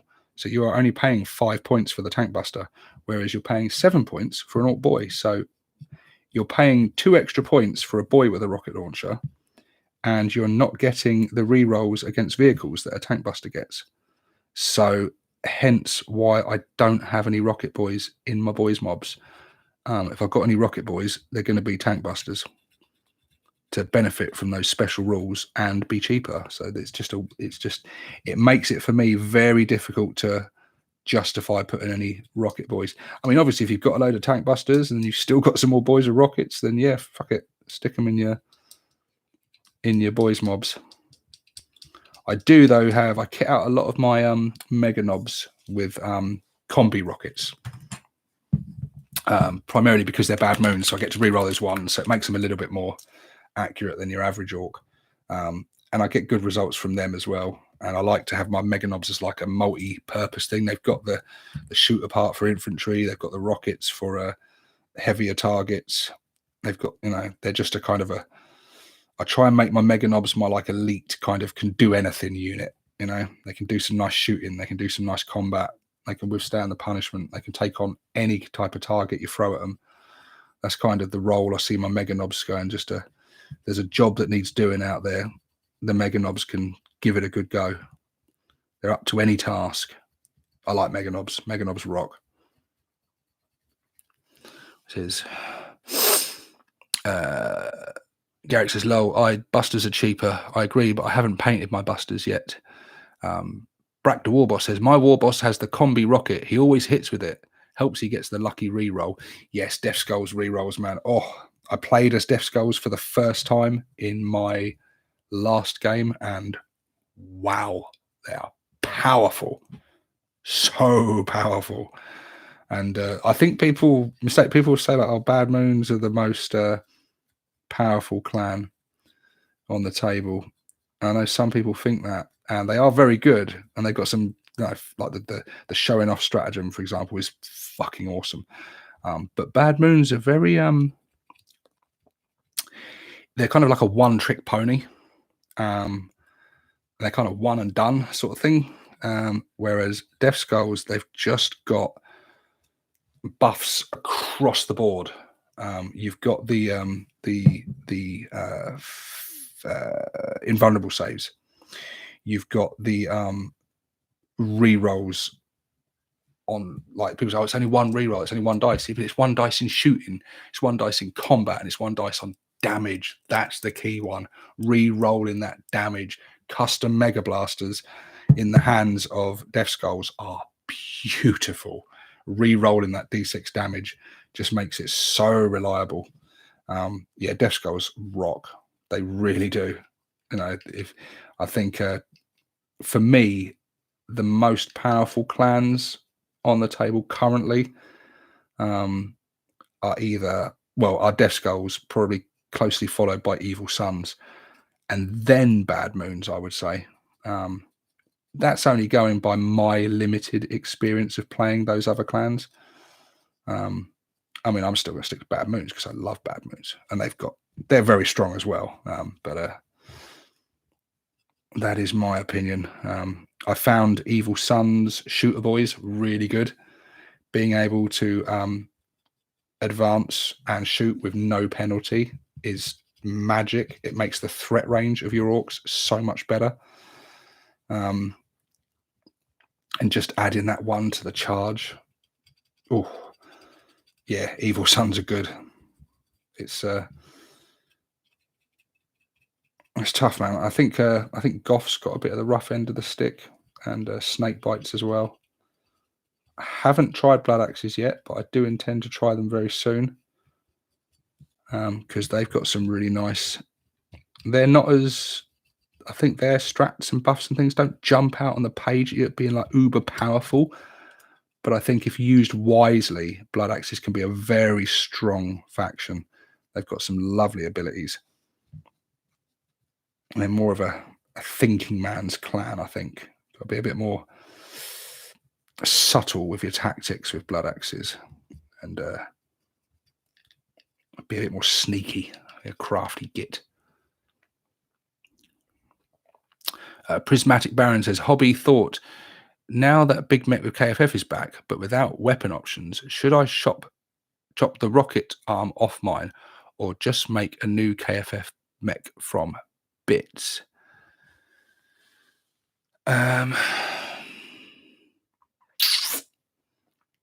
Well,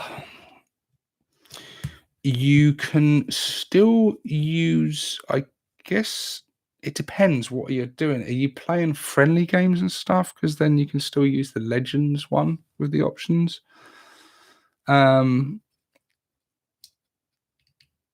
If you're playing in tournaments and stuff, but I would say don't rip it off. Keep it on there because you've probably made like a cool conversion or miniature you're happy with there. It gives you an excuse to build another one, man.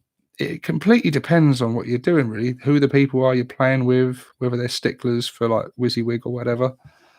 I think most people don't have an issue with saying like, look, this one model here has this weapon, but actually it's this. Like that sort of thing comes up in games a lot. Obviously not in like an official tournament or whatever, but I think little things like that are fairly forgivable most of the time, aren't they? Especially when you explain that, look, he was built like this, but now the rules have recently changed and he can't have that weapon option, so he's actually got this. But I'm just telling you now before the game begins. I think as long as you're straight, most people are cool with it. Velgar says, as long as you don't do WYSIWYG, all is fine. As long as you can understand he is a big mech KF. Yeah, I'd agree with that. Like I say, it's only going to become an issue if you are in a tournament or playing against someone that's maybe a bit of a dick, to be honest with you. You know, it's like, well, actually, no, because he has to have that on there. Like, oh, get a life, mate. Give me a break. They take time to build and paint, you know. Give me some fucking leeway. It's difficult. There's a balance. There's a balance. I personally like WYSIWYG. I try and make all my stuff WYSIWYG. I like it, but I play games with people all the time. They say, "Look, this guy's got this, but he's actually got this," and this guy. I'm like, "Yeah, that's cool. It's cool. As long as it doesn't get stupid. As long as someone's not putting like I don't know, like a Pokemon figure on the table and saying, "Oh, this is my greater demon of corn" or something." Yeah, there's got to be, you know. I've had games where I've been like 1 or 2 miniatures short and I've put like a unit on the table and there's like 2 bases in the unit, which are literally just empty bases. And I'm like, listen, there's 12 here, but I haven't finished building them yet. So I've got 2, like yeah, it's cool. It's cool. As I'm just, I've only just got them recently. I want to try them out. Like, and they're like, yeah, it's cool. But obviously that's only in like little friendly games at home or whatever, when you're just practicing and trying stuff out. Depends on the scenario.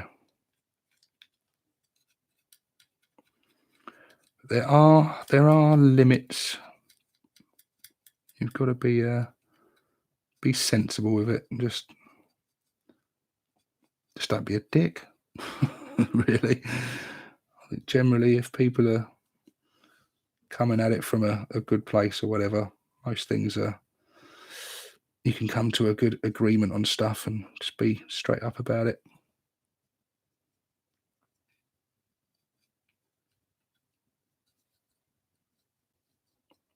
I am getting some. See, this is where when I live stream, I don't get very much done. When I appear on Skarner's live stream or when we're doing the Bald Knobs, I get a bit more done because I've got him doing some of the chatting and him reading the comments. So I've not made that much progress in terms of painting tonight, but today I've made a bit of progress. Like I said, I've sorted out my bits box. I've built a Deffkilla Wartrike, so I am making some progress. But I would like to finish tonight with the metal all done on these dudes, so that next time, I know that the next time I sit down and start painting, I'll be putting some green on them. I always like to finish like one stage at a time, so I set myself like little goals, little micro goals. And so at the moment, I'm like, right, tonight I'm going to sit down and I'm going to get all the skin, or at least the base color of the skin painted on these. I'm going to get all the, now I'm going to get all the yellow armor done on these guys. Next time, right, now I'm going to get all the the teeth and the claws done, and just try and do it in little baby steps like that. That's kind of my method for painting at the moment, and it seems to be helping and getting me there. Just like little micro, very achievable goals. And sometimes I go past them. Sometimes I do all the bit I set out to do, and then I'll go, right, I'm going to make a start on the next bit now. And they're really good days when I get more than what I thought I was going to get done. Usually it's less, but at least if you set a goal and you aim for it, at least even if you only get halfway there, at least it's got you halfway there. If you aim for the stars, you might make it to the moon.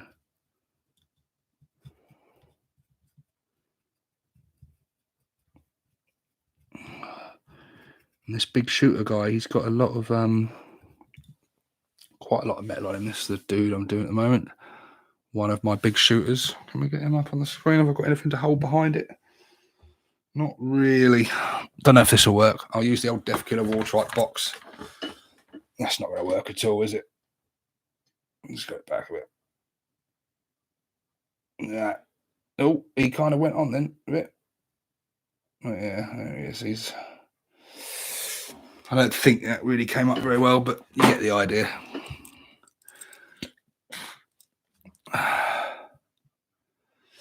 Capitan says, I'll play whatever as long as you tell me what's what. That's good. So I'll turn up with a load of chess pieces in our next game, mate. I'll say that's a mech gun. That's a Def Dread.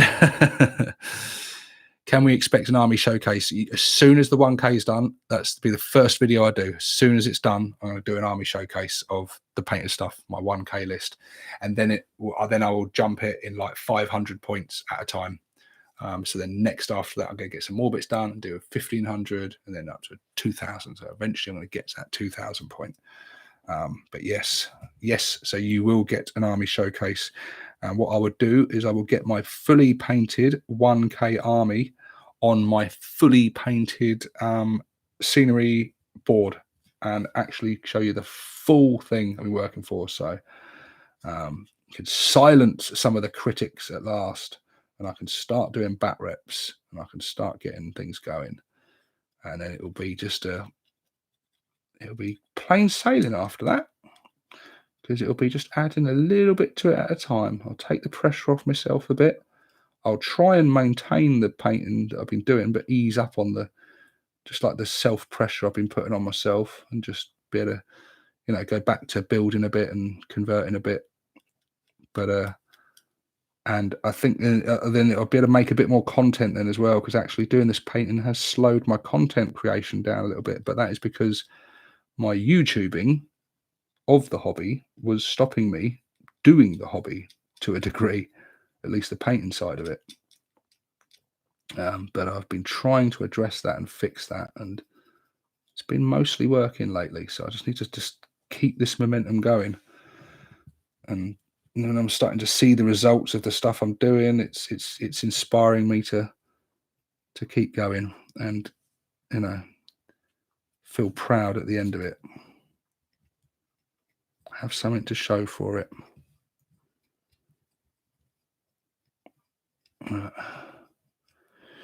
Cool, this guy has got loads of little metal bits on him.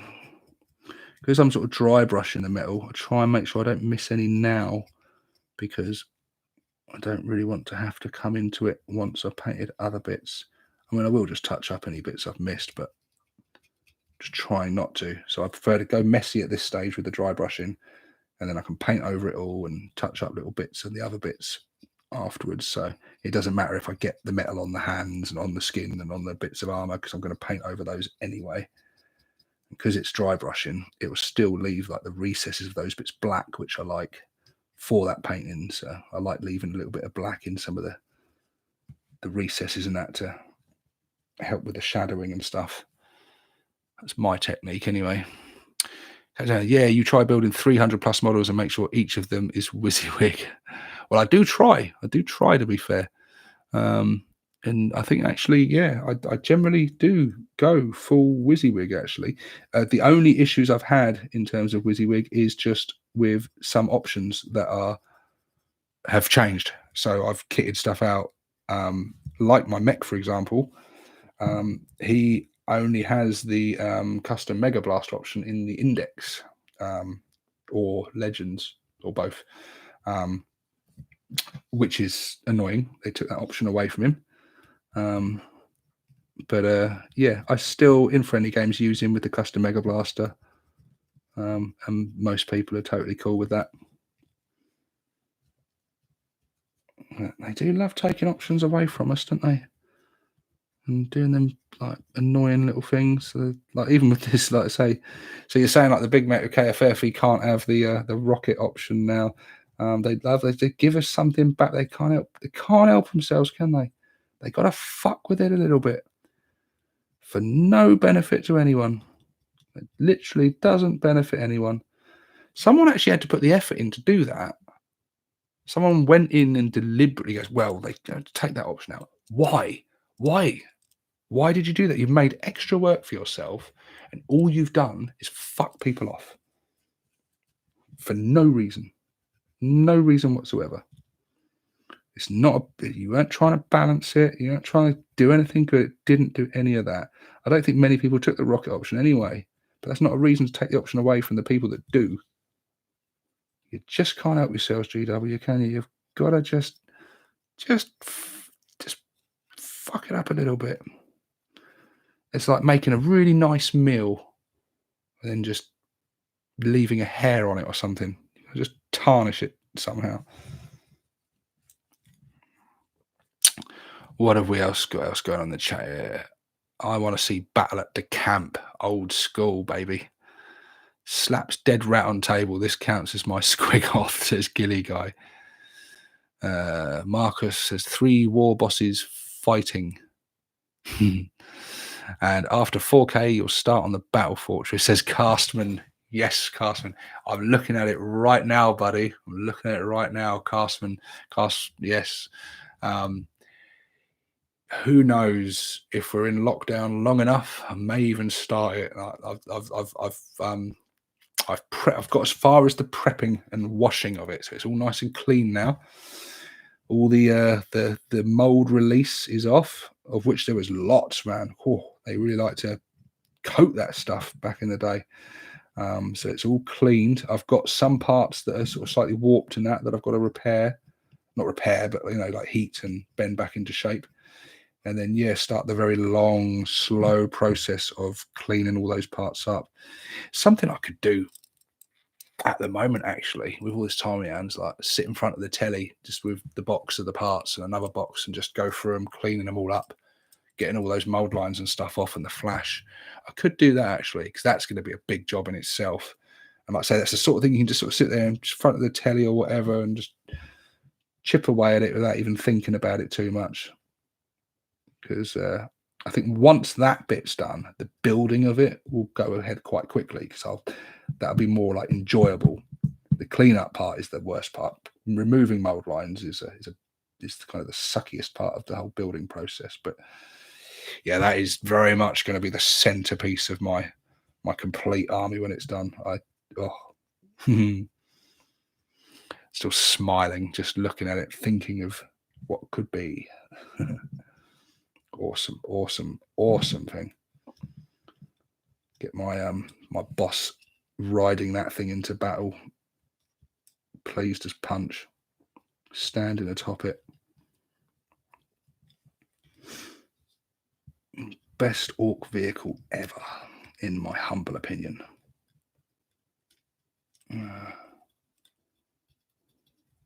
Okay, I think he is done. He's done. Just get a little bit under there. Sorry, guys, spending this live stream just looking at the top of my bald head, which is pretty standard for these videos, especially when I'm doing some hobby at the same time. I'm not getting much done either, but who else got in here at the moment? I do exactly the same. My metallics, black undercoat, and dry brush the metal to start. It's the way. Yes, I agree. I like doing it that way. I've got a mob of 20 slugger boys, not in hard armor. Honest. CM War Games. Can you use can of Cokes? I'm only interested in playing. Now, Steve-O, think about your health. Don't get mad. What was I getting mad about? Oh yeah, the options. Looking forward to seeing that. Navini, no use in getting mad at GW during lockdown. You need that happy spirit, not the realistic one. LOL. Orksteph, Claw Stomper was the best. Yes, that's the Forge World Stomper with the I think I know the one you mean. Was it the Custom Stomper or something it's called? And it, like I said, the big fucking ridiculous looking claw, but yes, very cool. But I disagree. I like the Battle Fortress better, but it's just personal taste. I just love the Battle Fortress. I love it, love it, love it, love it. Always been like something I dreamed of having, and thanks to Castman's amazing generosity, I now own one. I now got to do it justice and build it and paint it and get it on the tabletop. Garrett says, you've spoken about the Saga of the Beast delays yet? Yes, Garrett. Yeah, we were chatting about that fairly near the beginning of this stream, Saga of the Beast. It sucks, but it's for the best. It just is. It's for the best. They got the health of people is more important than our plastic miniatures. I'm afraid. It's just shitty timing for us. It does suck, like a lot of things suck at the moment. But if you're anything like me, buddy, you're bound to have loads of unfinished projects, loads of stuff that either needs building or painting, or maybe there's a conversion project you've been putting off for ages, or you've left on the side half done. Now's the time, guys. Get your hobby motivation going. It will help keep you sane through these difficult times. And when we all get back to normal life at the end of it, we could come out with a lot of completed projects. Look at it that way. That's the way I'm trying to look at it anyway. We are getting on a bit now on the 10 stream, almost a couple of hours on. So I think I'd better call this one pretty much to a close. But thanks for hanging out, guys. Everyone that joined me today, it's been good. Like I say, over the next coming weeks, I'll probably do more of these live streams because there won't be much to report in terms of like news and things. Obviously, what I was planning to do from like Saturday onwards would be like to do like unboxings and reviews and do things like that. Me and Scar are planning on doing a Two Bald Knobs episode. It was originally going to be a sort of our first impressions, with our hands on the new book and everything. That's unlikely to happen, but we'll probably still go ahead with the episode anyway, and just make it like a hobby hangout thing and chat about stuff. But yeah, I'll still, because I think, like I say, at the moment, it's important that we just sort of hang out, enjoy the hobby, have a laugh and that, and keep it all positive and fun. And we've all got this time on our hands now. And so, yeah, let's use it in a positive way. Spread the love.